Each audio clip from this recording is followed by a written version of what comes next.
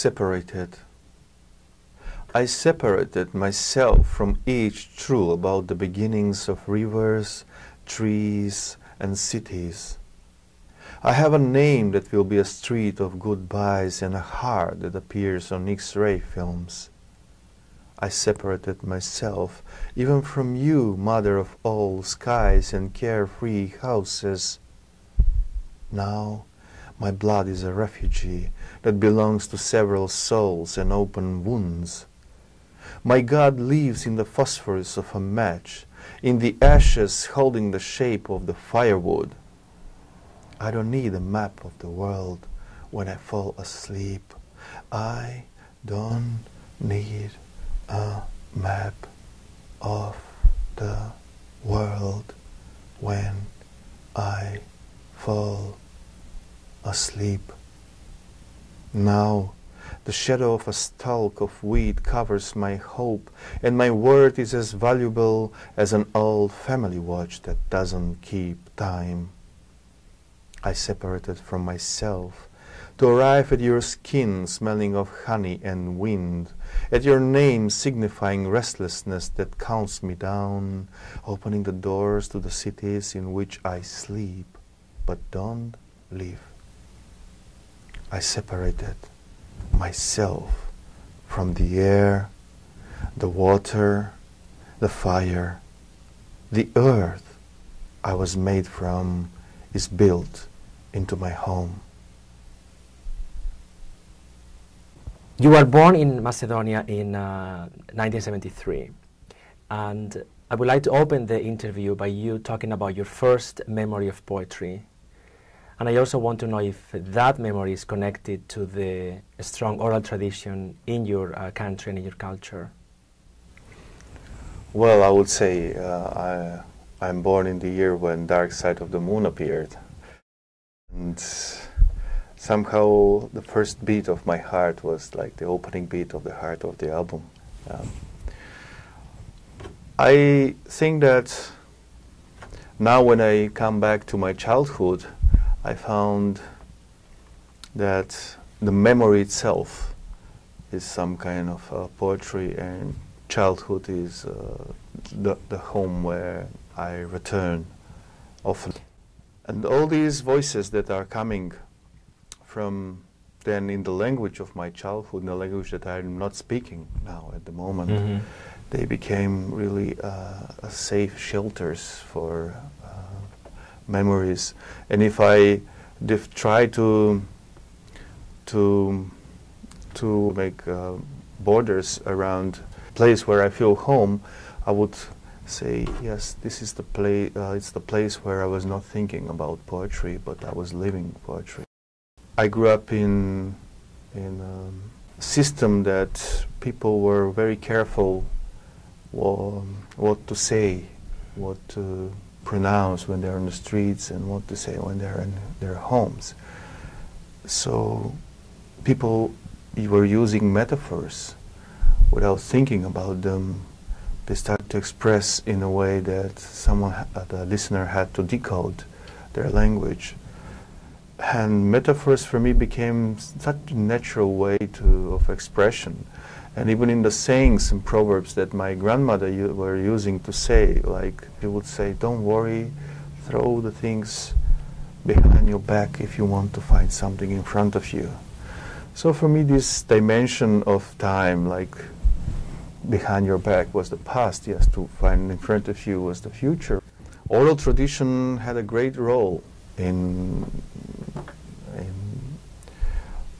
development of my intuition about writing.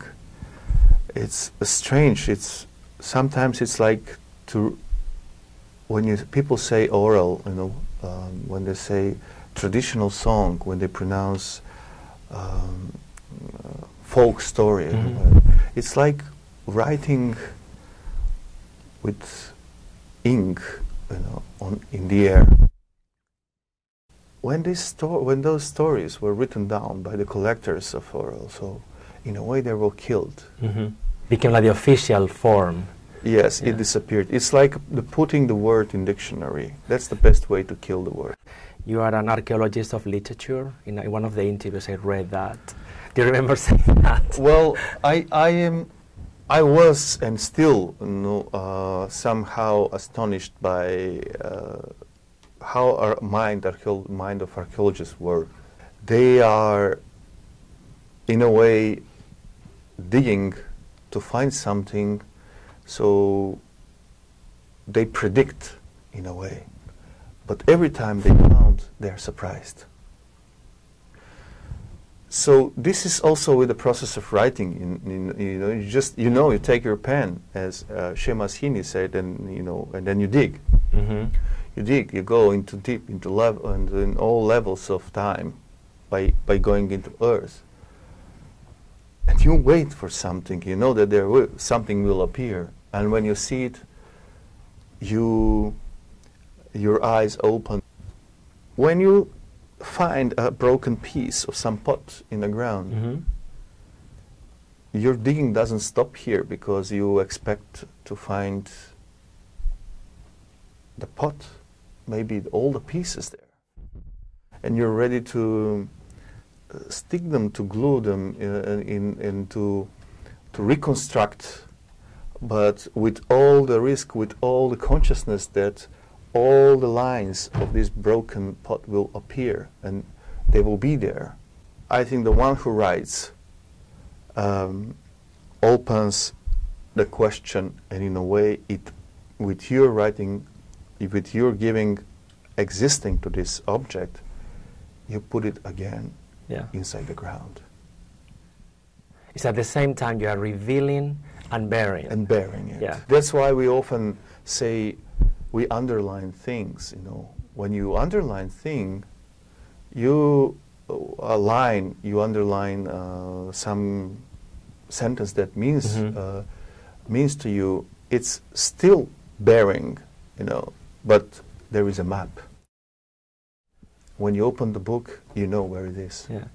Only you can dig there and take it and again bring it back. Your coming of age, or whatever you want to call it, at 18 overlaps with the independence of Macedonia in 1991. Yeah. And when I read that in your biography, I thought of my own experience, because I was an adolescent when Spain left almost like a 40-year dictatorship. Yes. So I was an adolescent when my country was in the adolescence of a new era, a new democracy. Mm. So did you feel at the time, or do you feel now, that you had like an overlapping of your own, I don't know if this is the correct word, your own manifestation as an adult and the manifestation of the country, of the adulthood of the country? Were you aware of that when it was happening?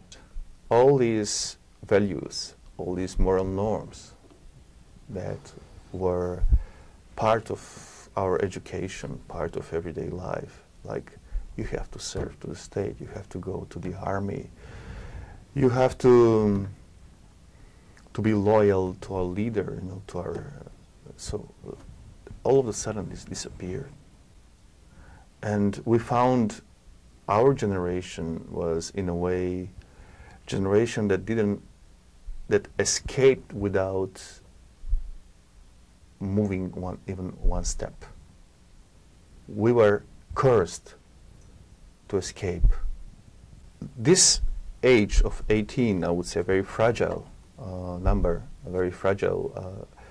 We were in some space in between.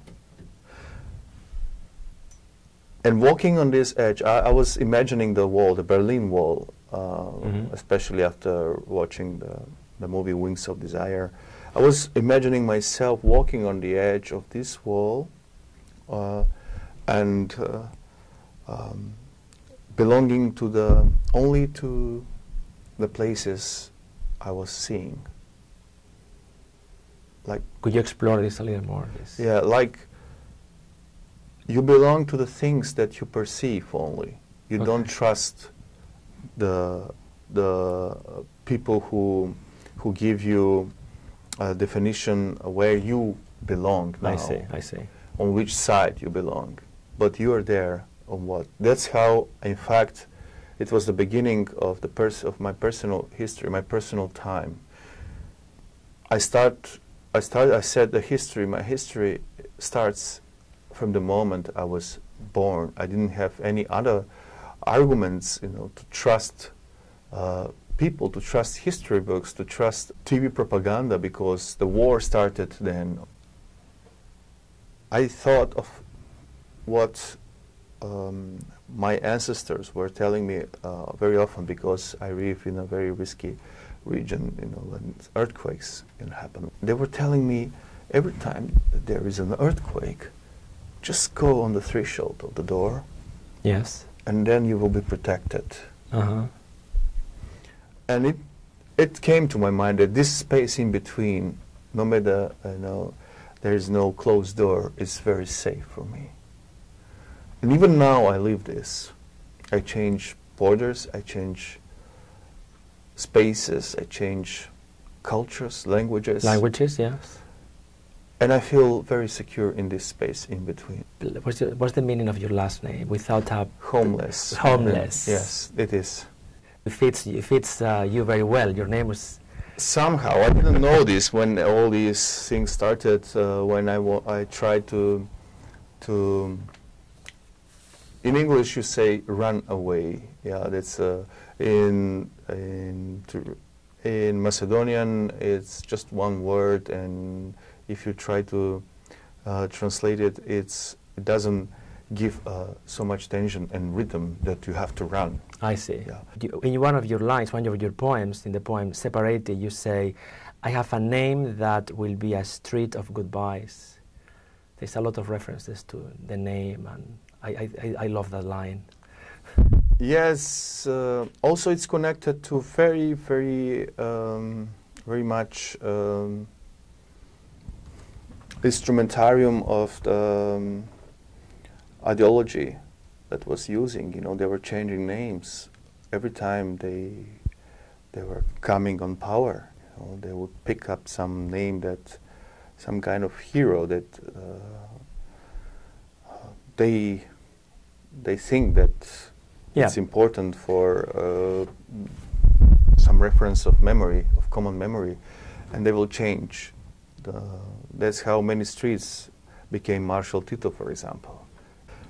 So the secret, as I said to you, in this region is about how this everyday language becomes a language of metaphor, of how they coded it and took it out of the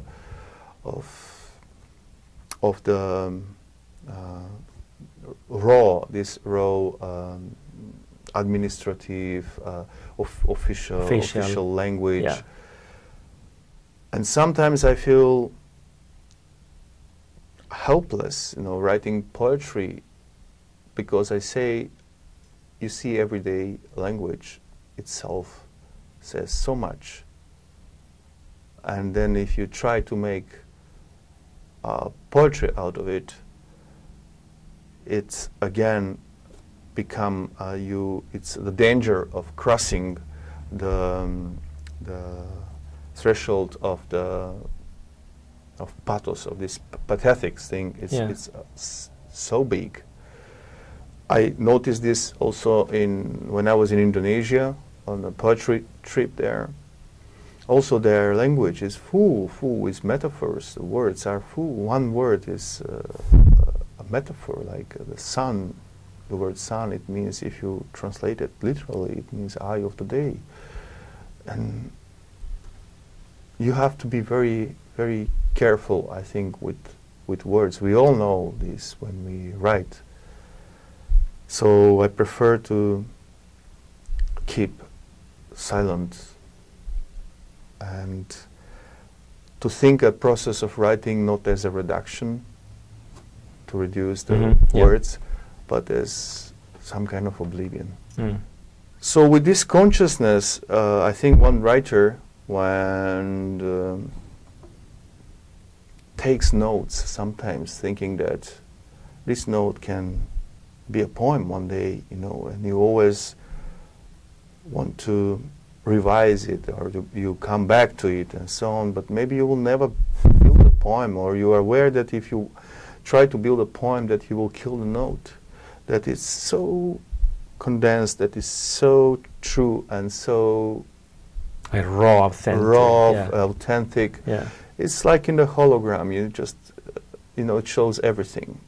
To talk about life is, for me, to talk not about the moments of life.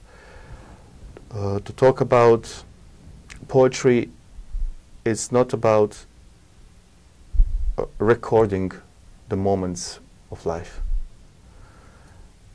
They touch each other, poetry and life, in certain moment, and this touching, this moment of meeting, I will say, Mhm. this meeting point is the space where you opened the door for the reader. So the third dimension comes exactly when you think that you are alone in this world, and this dialogue is very sincere. Once you are aware that there is the third in Yeah. this then process of writing, then your voice changes. It's like when you increase your tone of the voice, when you know that someone is in the other room, Yeah. this tone, it doesn't belong anymore to you. I quote Paul Valéry very often about this abandoning, when he says that the poem is, of course, cannot be finished but just abandoned.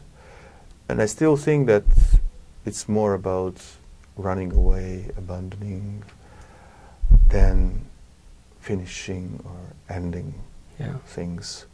And these dynamics help us to talk about archetypes, to talk about things that survive time. And even the word time, I think, is somehow very temporary. Your work has been translated in many languages. When your poetry is translated into English, for example, do you intervene in the translation, or you leave the? This is more like a technical question. Do you intervene in the translation, or you leave the translators on their own? Before reading the translation, I also want to have the questions from the translators. To ask a question about the line is like a meta question. It's a question on the question. Yeah. It's then I write another line in order to give them some kind of answer who opens another question. For me, the best translators are the translators that can bring and translate the silence into a language of their childhood. One of the critics says that your work is similar in quality to the poems of Nobel Prize winner Thomas Tranströmer. Do you feel a connection with his work? Do you have other poets that are like a reference for your work? I was reading Thomas Tranströmer a lot, of course, and all the poets that came from Central and East Europe.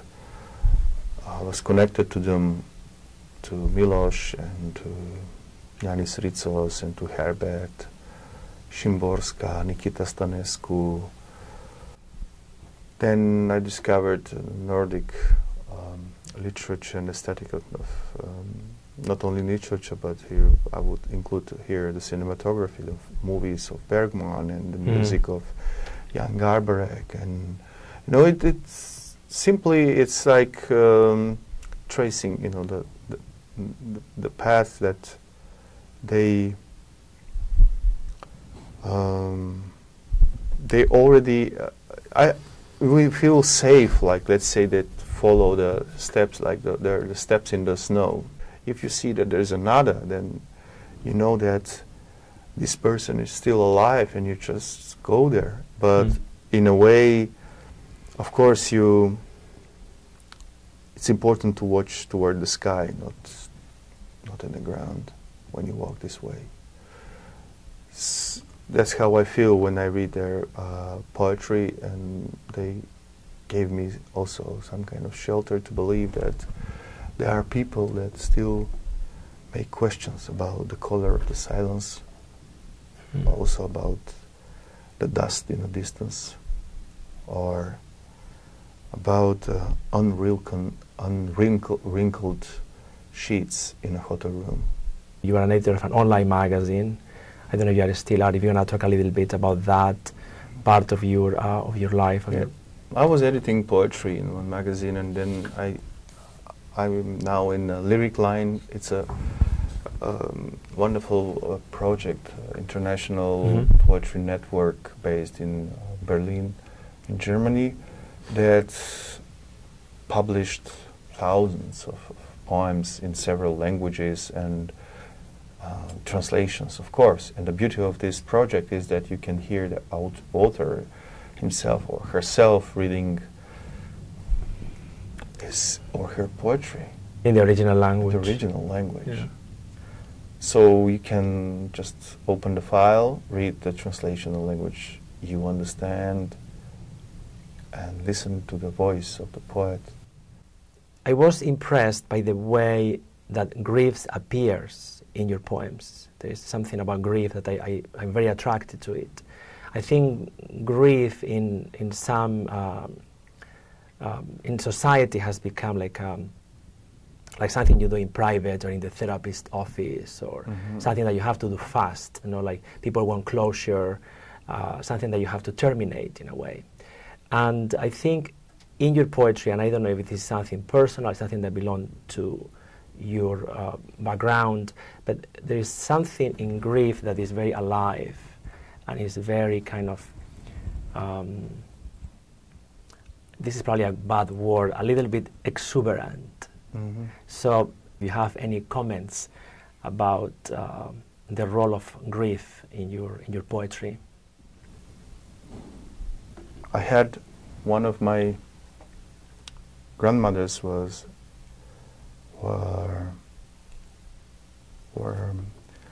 crying. She was crying on graves, and she was doing this so good that other people hired her to come and to sing these sad songs for a person that she even doesn't know. Yeah. And when she was starting this, all people around her were crying. So I don't trust in that kind of, I would say, exposed way of feeling a grief. I trust more in so-called light melancholy that gives you the presence exactly in the moment when you think that everyone abandoned you. When you go out from the house, you think that you enter the world. You don't think that you abandoned something. And that's how I feel grief. When you take this into the world, you think that you face the world, you accept the world. And this gives you maybe wisdom in a way to expect the things that in fact are very predictable, like death, for example.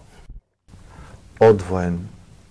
Се одвоив од секоја вистина за почетоците на стеблата, реките и градовите, имам име што ќе биде улица на разделби и срце што се појавува на рентгенски снимки. Се одвоив и од тебе, мајко, на сите неба и куки на безгрижноста.